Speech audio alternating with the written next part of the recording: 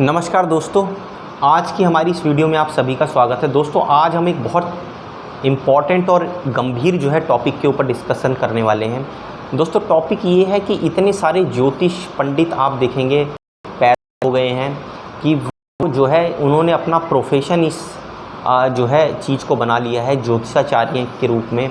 या आप देखेंगे इतने सारे स्वामी हैं, बहुत सारे अपने आप को अलग अलग नामों से संबोधित करते हैं और अलग अलग विद्याओं के थ्रू ये दिखाने की कोशिश करते हैं कि हम लोगों का भविष्य बता सकते हैं। दोस्तों ज्योतिष वो दो हिस्सों में बटा हुआ है। अगर आप इसको गहरे से जानेंगे, पहला हिस्सा वो ये बताता है कि आपकी प्रिडिक्शन क्या हो सकती है। जब आप गणित के बारे में पढ़ते हैं तो आपको एक चैप्टर पढ़ाया जाता है प्रोबेबिलिटी, जिसे हिंदी में हम बोलते हैं संभावना।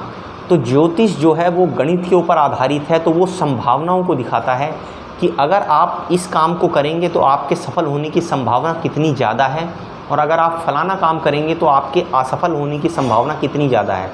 उसके बेस पर आप अपने कर्मों का चयन कर सकते हैं, तो आपको सफलता मिलने के जो चांस हैं वो अधिकतम हो जाते हैं। दोस्तों ये वीडियो अगर आप पूरा देखेंगे तो मैं यकीन के साथ कहता हूँ कि आपको इतनी रोचक जानकारी इस वीडियो में दूंगा कि आपको लगेगा कि आपका जो समय है उसकी वर्थ है। दोस्तों यहाँ पर मैंने जो बात करी है वो ये बात है कि अगर आप देखेंगे तो जितने भी जो ज्योतिषाचार्य हैं उनका मकसद वो कहीं ना कहीं अपनी आजीविका चलाना है। मैं इसे गलत नहीं मानता हूँ, क्योंकि लोग वो अगर इसको आजीविका बना के चलाते हैं तो उसमें कोई बुराई नहीं है। लेकिन दोस्तों इसकी एक लिमिटेशन भी है, क्योंकि जब आप आजीविका के रूप में इसका इस्तेमाल करते हैं तो जो एक्चुअल ज्ञान होता है, जो असली ज्ञान होता है, वो कहीं ना कहीं अपनी चरम पर नहीं पहुँच पाता है। हो सकता है आप लोगों के बारे में प्रिडिक्शन करें, उसकी एक्यूरेसी अच्छी हो, लेकिन वो बिल्कुल सटीकता तक नहीं पहुंच पाएगी, ऐसा मेरा मानना है। दोस्तों एक चीज़ और आपको बताना चाहता हूँ, ये धंधे में ज्योतिष इसलिए बदलता जा रहा है क्योंकि आप देखेंगे तो पहले इस विद्या को करने वाले ब्राह्मण होते थे। दोस्तों ब्राह्मणों की आज के टाइम पे आप देखेंगे तो काफ़ी हद तक दुर्गति हो रखी है। दोस्तों ब्राह्मणों का एक बहुत बड़ा तबका वो गरीबी में और परेशानी में अपना जीवन यापन कर रहा है, जिसमें उसको अपनी 2 जून की रोटी का भी इंतज़ाम करने में बड़ी तकलीफ़ होती है, बड़ी दिक्कत का सामना करना पड़ता है। दोस्तों इसीलिए वो अपने ज्ञान को बेचकर अपनी आजीविका चलाने की कोशिश करता है। उसी का एक हिस्सा ज्योतिष के रूप में उत्पन्न होता है। दोस्तों आज के टाइम पे आप देखेंगे तो ब्राह्मणों के अलावा और भी दूसरे लोग हैं जो इस विज्ञान में ज्योतिष में आए हैं। लेकिन मैं ऐसा मानता हूं कि अगर कोई ब्राह्मण इसमें पूरी तरह से उतरा हुआ है तो उसके पास डेफिनेटली ज्ञान इस विषय में ज़रूर होगा। दूसरे लोगों के पास भी हो सकता है दोस्तों, लेकिन यहाँ पे आज टॉपिक में हम ब्राह्मणों की बात इसलिए कर रहे हैं क्योंकि आप यूपी के किसी ज़िले में चले जाइए, पूर्वी यूपी में आप चले जाइए, आज भी वो इतना पिछड़ा हुआ है कि वहाँ लोग अपने रोजी रोटी को ही लेकर परेशान हैं, 2 जून की रोटी में ही फंसे हुए हैं, उसके ऊपर वो सोच नहीं पाते हैं। दोस्तों आप बिहार में जाइए या आप किसी भी ऐसे प्रदेश में जाइए जहाँ पर आपको ब्राह्मण बहुल इलाका मिलेगा। दोस्तों ये शांत प्रिय होते हैं, शांत स्वभाव के होते हैं, लेकिन इनके अंदर एक कमी होती है कि इनकी कई बार ऐसा देखा गया है कि इनकी प्रकृति वो डरपोक किस्म की भी होती है। दोस्तों वो समाज कभी भी उत्थान नहीं कर सकता है जिसमें ब्राह्मण वो दब्बू और डरपोक किस्म का होगा। दोस्तों वो समाज हमेशा असमानताओं में घिरा रहता है, जहाँ पर जो नॉलेज रखने वाला, जो ज्ञान रखने वाला तबका है वो डरा सहमा रहता है। दोस्तों मैं आपको एक छोटी सी कहानी सुनाऊंगा और उस कहानी से आप जान पाएंगे कि ब्राह्मण वो किस तरह से दबे कुचले हुए हैं और क्यों इतने डरपोक होते हैं। दोस्तों कहानी ये तेनालीराम की है। राजा कृष्णदेवराय जो दक्षिण में कर्नाटक के पास विजयनगर है, वहाँ के राजा हुआ करते थे। 1500 ईस्वी के आसपास की ये कथा है।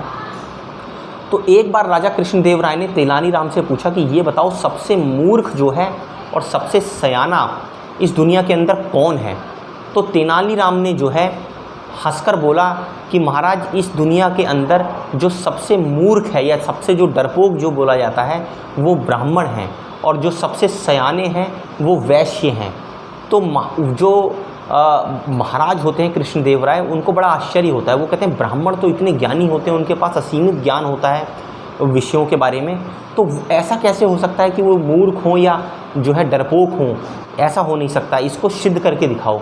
तो तेनालीराम इसको सिद्ध करके दिखाता है कि वो जो राजगुरु होते हैं वो उनको बोलता है कि महाराज मेरे को आप मौका दीजिए, आप मेरी सिर्फ बात में हामी भरिएगा और आप पीछे से देखते रहिए। तो क्योंकि जो है ब्राह्मण उस टाइम पे अपनी चुटिया रखा करते थे, वो उनकी सम्मान का और उनके जो है आध्यात्मिक प्रतीक होता था, जो उनकी सर पे चुटिया जो रखी जाती थी, ऐसा बोलते हैं कि जिससे उनको ज्ञान की प्राप्ति होती थी। तो वो तेनालीराम जो है राजगुरु के पास आकर कहते हैं, जो ब्राह्मण थे, कि महाराज ने बोला है कि आपको अपनी चुटिया जो है महाराज के लिए कटवानी है और महाराज के लिए आपको जो है ये बलिदान देना पड़ेगा। तो दोस्तों राजगुरु जो है वो महाराज का नाम सुनते ही जो है घबरा जाते हैं और डर के मारे जो है अपनी चुटिया कटवाने के लिए तैयार हो जाते हैं। दोस्तों चुटिया कटवाने के लिए तैयार हो जाते हैं और उसके साथ साथ ही अगले दिन तेनालीराम उनकी चुटिया कटवा देते हैं। दोस्तों उसी तरफ दूसरी तरफ जो है वो एक वैश्य को पकड़ते हैं, एक बनिया जो है जो परचून की दुकान करता होता है नगर में। उसको कहते हैं कि महाराज जो है उन्होंने कहा है कि जो तुम्हारी चुटिया है वो महाराज कटवाएंगे और उसको जो है तुम्हें जो है महाराज को जो है उस चुटिया को जो है अपने बलिदान के रूप में देना है।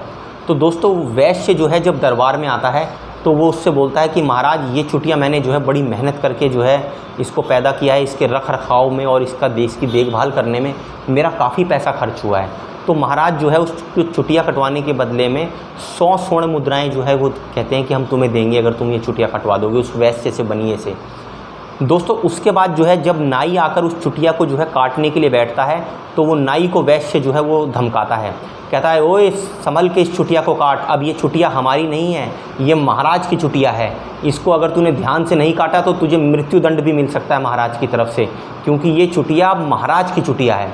दोस्तों इतनी बात सुनकर जो है राजा कृष्णदेव राय को क्रोध आ जाता है कि वो जो है उस चुटिया को वैश्य जो है उसको जो है और राजा की जो है चुटिया से संबोधित कर रहा है और वो जो है उस वैश्य के ऊपर क्रोधित हो जाते हैं और उसको जो है वहाँ से भगा देते हैं।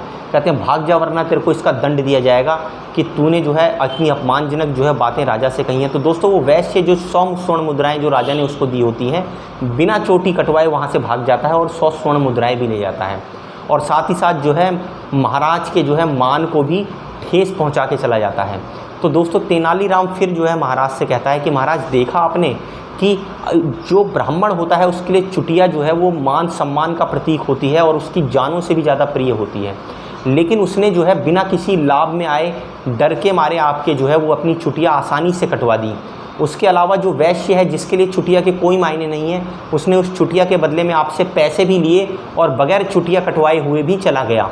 तो आप देख सकते हैं कि जो है इस समाज में जो है सबसे सयाने जो होते हैं वो वैश्य या बनिए होते हैं और जो सबसे डरपोक या दब्बू या सीधे किस्म के आप कह सकते हैं वो ब्राह्मण होते हैं। दोस्तों ब्राह्मण की मैंने कथा आपको ये इसलिए सुनाई है कि आज के टाइम पे इसी डरपोकपन का, इसी सीधेपन का खामियाजा ब्राह्मणों को भुगतना पड़ रहा है और इसका खामियाजा उनको ये भुगतना पड़ रहा है कि उनके मकान आज भी कच्चे हैं। वो जो है आज भी गरीबी में जीवन यापन कर रही है, उनकी एक बहुत बड़ी आबादी। आज भी वो इकट्ठा नहीं हो पाते हैं, संगठित नहीं हो पाते हैं। दोस्तों अगर वो अपने ज्ञान के साथ किसी राज्य की नीति को चलाएं तो उसमें पूरी संपन्नता, पूरी कुशलता आ सकती है, लेकिन क्योंकि वो नीचे दबे कुचले जो है तबके में दबे हुए हैं, तो दोस्तों जो शासन कर रहे हैं उनको सही मार्गदर्शन भी नहीं मिल पाता है, क्योंकि ब्राह्मण के पास जो ज्ञान है वो जब तक आगे जो है राज सत्ता को नहीं मिलेगा तब तक उसका विकास भी नहीं हो पाएगा दोस्तों।